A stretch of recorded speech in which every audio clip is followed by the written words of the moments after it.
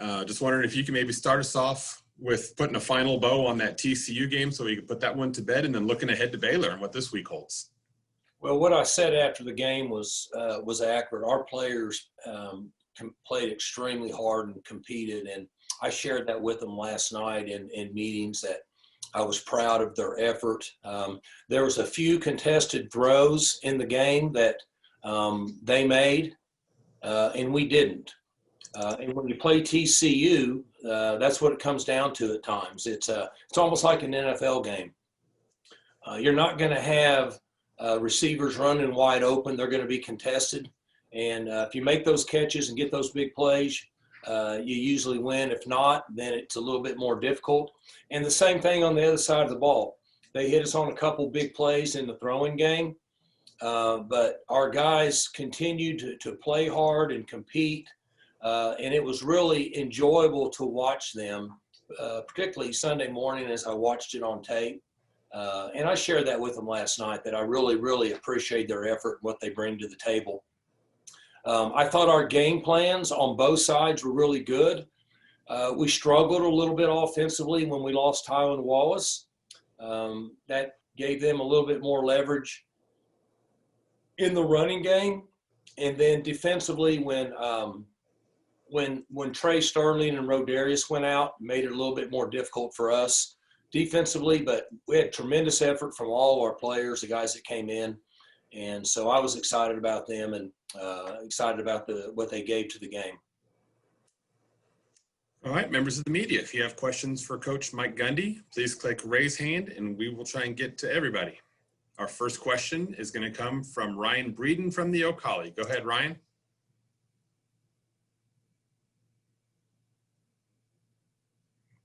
I can't hear him. Yeah. Ryan, I'll tell you, we'll come back to you, Ryan. Our first question is going to come from Frank Bonner from the Tulsa World. Go ahead, Frank.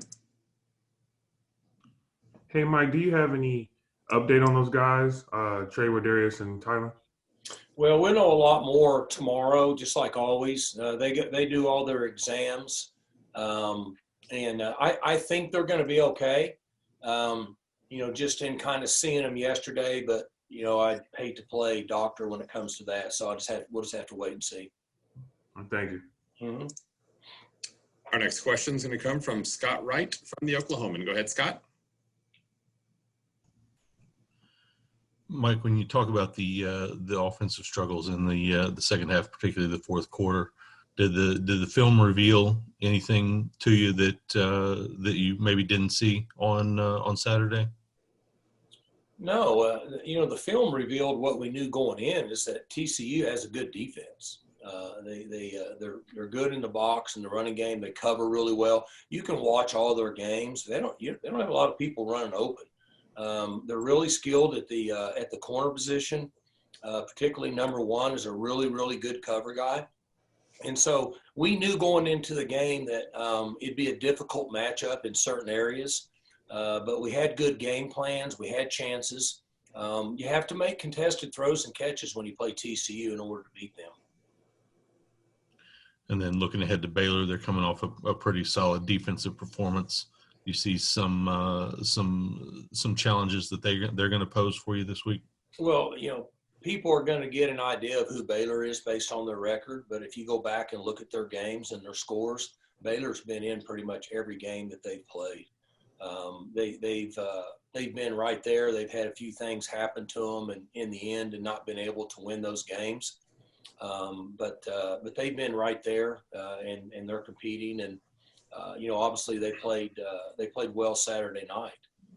So, this is like every game for us with where we're at now, is we're starting to get a little bit better up front with some guys.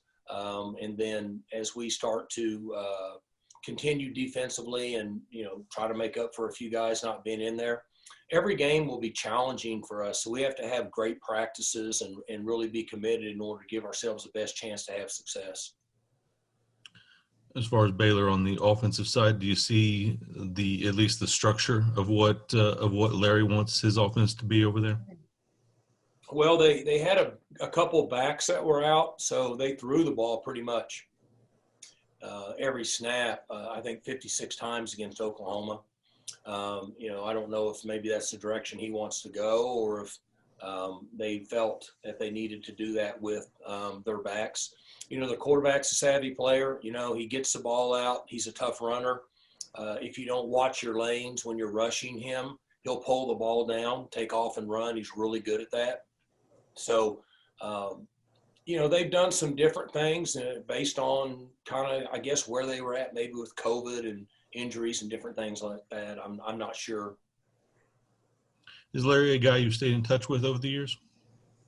Well, I don't stay in touch with anybody. I don't talk to anybody. So my family and that about wraps it up. I have a lot of coaching friends, but I don't waste time on the phone texting people and calling people and all that. But Larry and I have a great relationship. We go all the way back to Baylor in the 90s.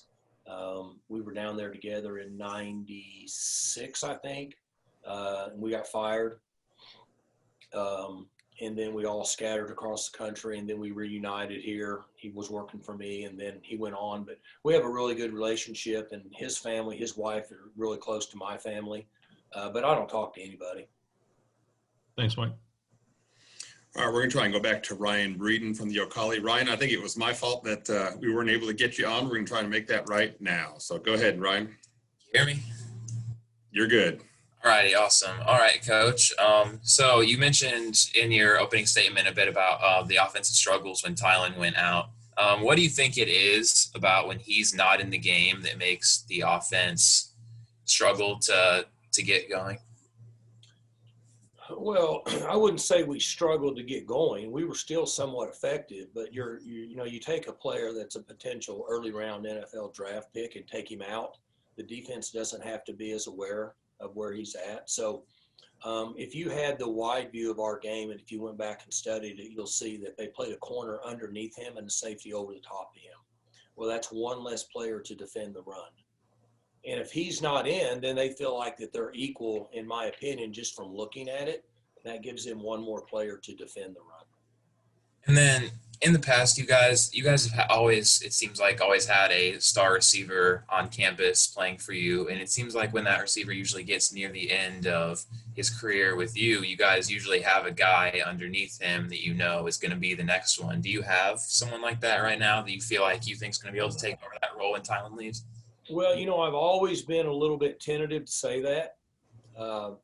Tylen played a year here behind James Washington, and nobody knew who he was. James Washington played a little bit as a freshman, and he was behind some guys. And Justin Blackman redshirted, and he was on the scout team for 1 year. So that's a really good question. But I always hate to throw a guy out there and put them in that category, because you're talking about a big-time elite category. I don't want to put that much pressure on those guys. Mm-hmm. I got you. Thank you.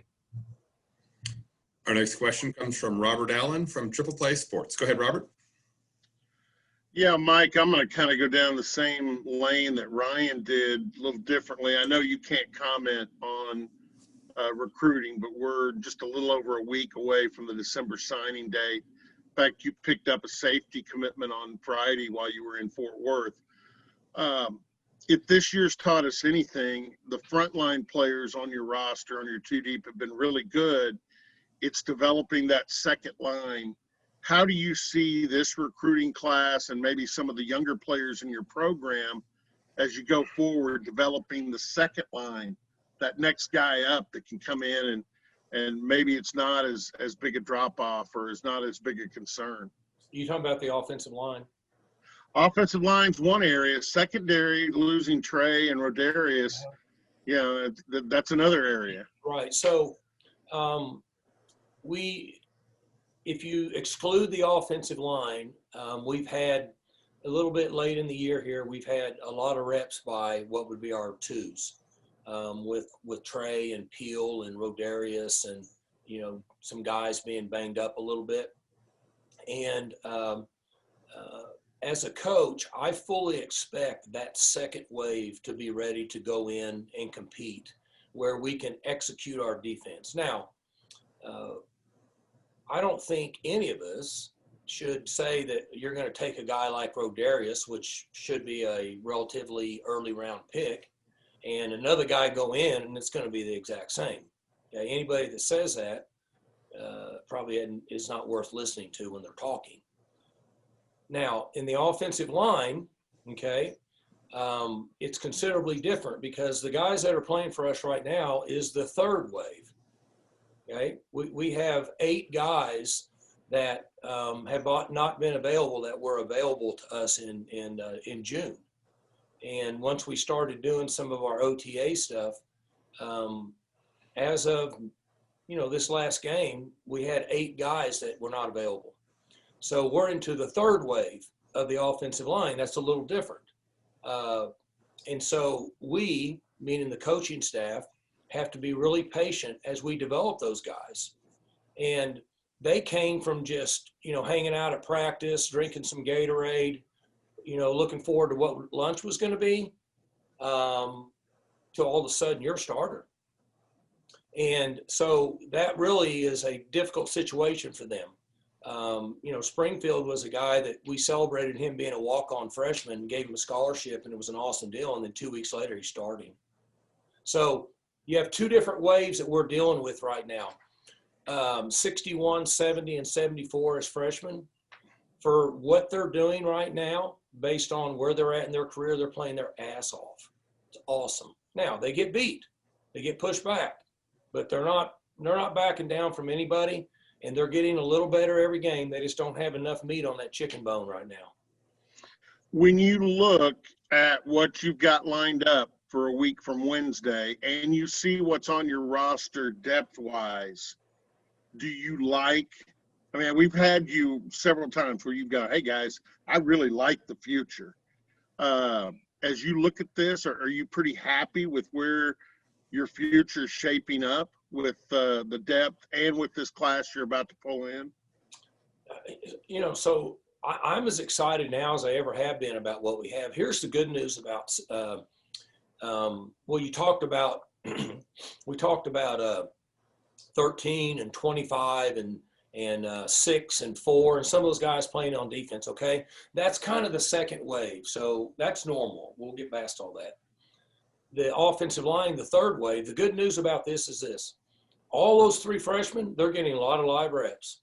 So when they go into January and February off-season conditioning for 8 weeks with Coach Glass, they're going to know, I better get a lot stronger because I don't want to get my ass thrown around like I did last year. So until you get in the fire, sometimes you don't get it. Well, they've been in a fight now, so they know what that street fight's like. And they're getting tons of reps that you just can't get when you're a backup. So that's an exciting time. And we're getting some guys back. 67 and 77 are kind of limping around practice now, and they might get a little bit of work this week and maybe a little bit more next week. So that's exciting for us. With all the young guys that are getting some work, we should be pretty close to we'll have 2 centers, 3 guards, and 3 tackles in spring ball that we feel really comfortable with based on experience. Strength levels will increase and their reps. So I get excited about that. Thanks. Our next question comes from Barry Trammell from the Oklahoman. Go ahead, Barry. Yeah, Mike, you haven't had too much of this, but a trend in recent years in college football is guys opting out of bowl games. Mm-hmm. Now we've seen it. Guys are opting out of the regular season when things go a little bit south. What's causing that? Is that a concern? Is that just a byproduct of administrators who fire coaches in midseason, or coaches who leave before their season's over? What's the root of all this stuff? Well, there's 2 things. There's 2 sides of it. First thing is I don't think it has anything to do with coaches. Coaches have been fired mid-season or late season. That trend's been going on about 8 or 10 years from now. And then coaches have been leaving and taking other jobs for longer than that. So there's 2 ways that we can all look at this. See, if you look back, even let's talk about COVID. You had some opt-out people in June-ish, July-ish, a little bit in August, and it was COVID opt-out, concern about the virus. all good. Well, early to mid-season, you start seeing players all across the country that were opting out. Well, that's post-COVID.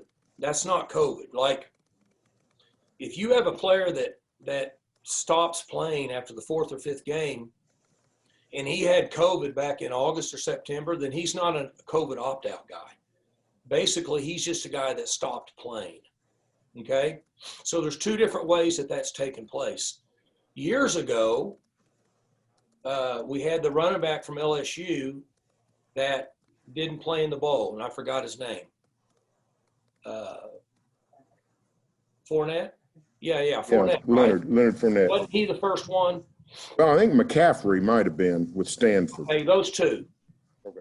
One of those 2, right? But they were, after that, I came into the staff meeting and I said, guys, I'm really concerned about this because, and I don't know McCaffrey, I don't know Fournette, I don't know their agents, I don't know anything about them, but I'm guessing that they had agents that got in touch with them and said, hey, look, there's no reason for you to play in the bowl game. Your value in the NFL market's going to be the same as it is right now. Why take a chance? You need to step out. That's just my guess. Okay. Well, since then we've had, I don't know, somebody could do the research, a lot of players that have stopped doing it. Well, this year now, based on COVID and then post-COVID, we've got lots of players that are just stopping in the middle to the latter part of the season and not playing anymore. And my concern with that is how the television market is going to feel about their investment in bowl games with the potential of 2 teams playing in a bowl game and the best or most highly decorated 3 or 4 players on each team don't play in the bowl. That's my concern. I'm not concerned about how it works. I'm just concerned about, is there going to be a market, or is the television people just going to say, I'll just show a couple more NBA games on Saturday. I'm not going to show this bowl game with their 5 or 6 best players and the other team's 5 or 6 best players not playing in the game. Our next question comes from Garen Emick from the Tulsa World. Go ahead, Garen. Hey, Mike, I was going to go a different route, but to follow up on Barry's question, if a kid is hurt, it may not even be season ending necessarily, but there's obviously something physically wrong with him. And you've got a case there with Tevin and maybe Chuba as well. I don't know what Chuba's status is. And he comes to you and says, look, coach, I need to get someplace and get healthy to prepare for the draft. Is that a more reasonable excuse to drop off at that point and sort of secure his future? You know, we can all sit here and talk circles around all this stuff, but I tried to explain it the best way when I was answering Barry's question. Let's take COVID out of it, okay? Because we're going to not be talking about COVID next year. But you're still going to have players that stop playing during the season, in my opinion. This is all money driven based on information that's coming from somebody. Could be an agent, could be a financial resource, could be parents, could be grandparents. Somebody, in my opinion, is getting to players and saying, look, why do you need to play the last 4 games? This is what your value is. You just need to stop, okay? And that could be a season-ending injury, or it could be a player that just says, I'm not playing anymore. There's no in between. Okay. You follow me? Yeah, no, I hear what you're saying. So like Tylan Wallace last year, Mm-hmm. he had a season-ending injury. Tylan Wallace this year had a little leg issue before he played Kansas State. So he wasn't out for the year, but he was out for that game. Then he came back and played. See what I'm saying? Mm-hmm. So it's 2 different sides of it. It's a part of college football. It's not going away. Everybody just better learn to deal with it. Fans better get used to it. Coaches better get used to it. Teammates better get used to it. It's a preference, a personal preference of that individual. Mm-hmm.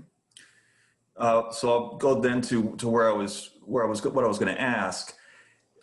You got some questions. You've been getting some questions about Big 12 aspirations and things come up a little short this year for reasons that are obvious. We've been over those.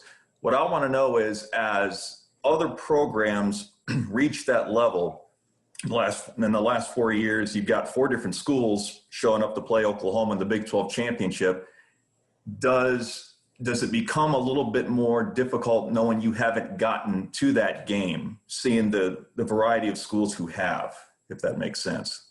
What schools are you talking about? Well, this year, Iowa State, Baylor played for the championship last year, Texas before that, and then TCU. I'm just talking about since they reinstituted the game.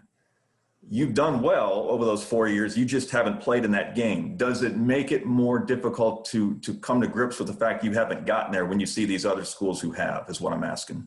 Well, our goal every year is to get to that game and win that game. Clearly, that's what our goal is every year. Now, if you want to go back and look at, there's 2 ways to look at it. So if you have a good run and get there, and then your next 2 years you have a losing record, is that productive? I'm asking you, if you were the coach. The year you have a losing record? Well, if you get to that game and then the next 2 seasons you have a losing record. What are you asking me? Which is productive, the losing record season or the I'm asking you consistency. Say again? What would you rather have if you were the coach? Well, I'd rather get Would you rather have one good year and get there and then the next 2 years have a losing record? I would rather have consistency in the program, which is what you're getting at, I assume. That's what I'm getting at. Yeah. But you'd also rather get to that game, would you not, at the same time? I've said that from day one. Right. Our goal is to win a Big 12 championship, and here's why. History will tell you if you win a Big 12 championship, you have an outside shot of getting in the playoffs. Now, Barry brought up a question last week, is that, and I don't know because I've never done this, if you go back for the last 10 or 11 years and they would have had a championship, we'd have been in it, 6, 7 times? Maybe. I don't know. I don't ever count that up because basically it's irrelevant to me. No, you've competed for Big 12 championships. I'm just talking about the last 4 years since they've reinstated that game. Yeah. Well, the point being is this, is if you get to the Big 12 championship, it's a good thing. If you don't win it, it's the same as the other 8 teams. You did finish second. Yeah. It's like recruiting. You don't get, there's no second place medals at like the Olympics. There's no silver medal. You either get a gold or you get last. All right. Thanks, Mike. You bet. Everybody's got No Shave November going. You got No Shave November going. I'm going No Shave December for what it's worth. I got you. All right, we're getting a little short on time, but we're going to try and get 2 more questions in. One will be from Chris Becker and the other will be from Jenny Carlson, and that'll be it. So Chris, go ahead. You've got the floor. Coach, you mentioned it earlier about the offensive line. They've only given up 1 sack the last 2 games. What have you seen from their growth since the OU game? They're doing better. Were you on here earlier when I was talking about them? Yeah. Yeah, they're getting better. But myself, Coach Dickey, Spencer Sanders has been awesome. Illingworth's been awesome with them. The running backs have been awesome. You're going to have to be patient with them. Okay, so my job is to see what kind of effort and what kind of commitment are they making to this program, because it's unfair that they're playing right now. So I am seeing them grow a little bit each week. When they first went in there, you guys can go back and look, like 4 games ago, whoever we played, I mean, it was a sackathon, right? You probably watched every one of our games, haven't you? Yes, sir. Yeah, we got sacked quite a bit, right? Well, they're doing better. They're getting a little better. And so I'm excited about what they're bringing to the table, but I'm also realistic that we can't just all of a sudden make those guys that are just going to compete at a high level right now. That's a long answer because I'm trying to give them some credit because I am excited about their development, yes. So somebody we haven't talked about much this year is Schneider. He's one of the consistent pieces at the center position. What did you see from him this year, and how he's been able to hold down his spot, around all these injuries? He's awesome. Rye's a guy that needs to donate his body to science next year. He's had about every nagging injury you can have, and he just competes. In fact, he graded the highest out of the offensive line in this last game. He was at 82%, which is a really good grade for a lineman. He struggles through practices and stuff, but he loves to play football. He loves to compete. He loves his teammates. He loves Oklahoma State. And there's a lot to be said about him and what he's been able to do.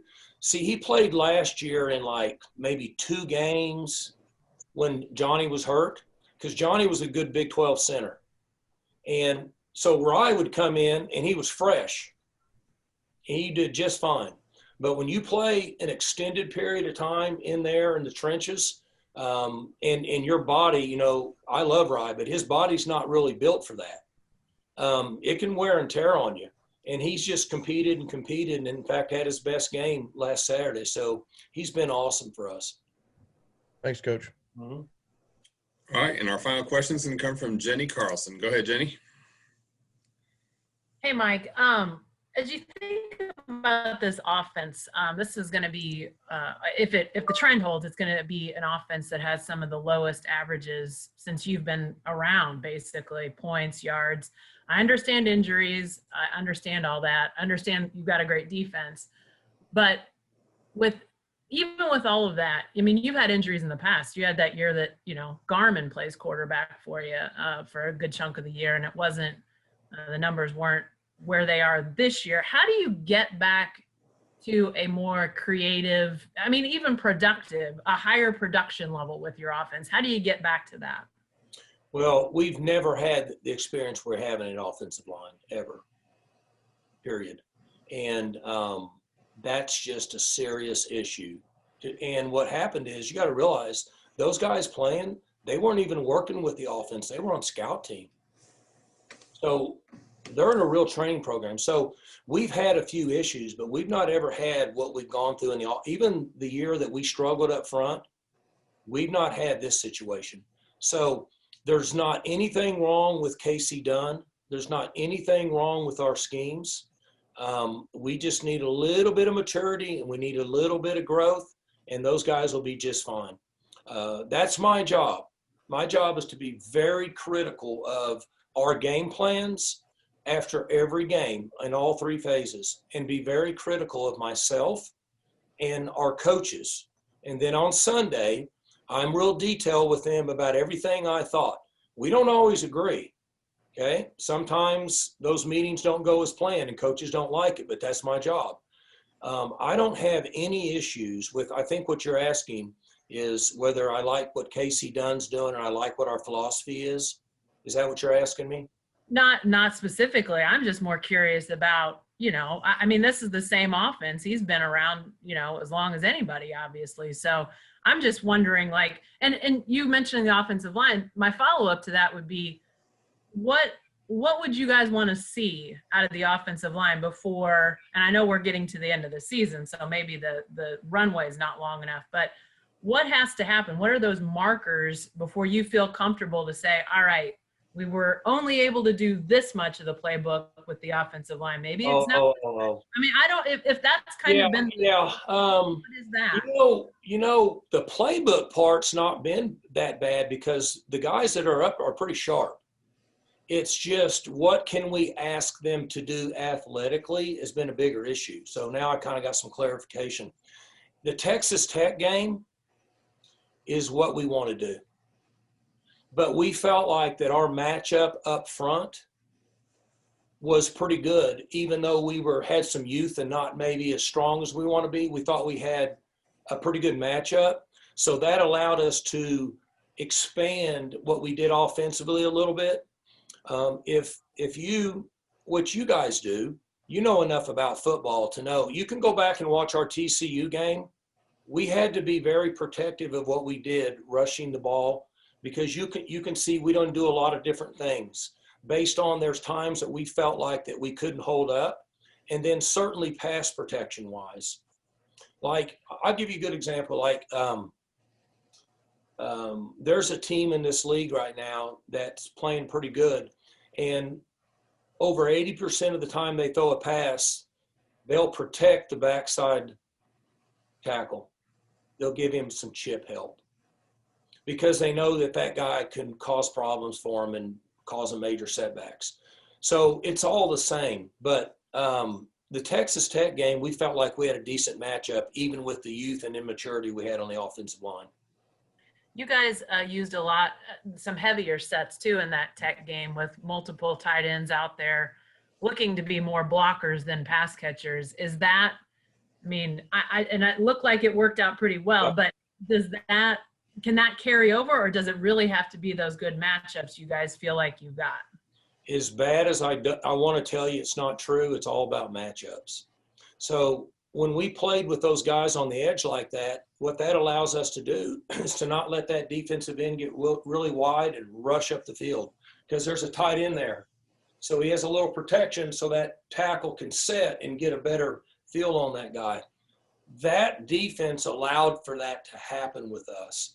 TCU's concepts are different. We didn't have that luxury. Well, we couldn't figure it out, that's for sure.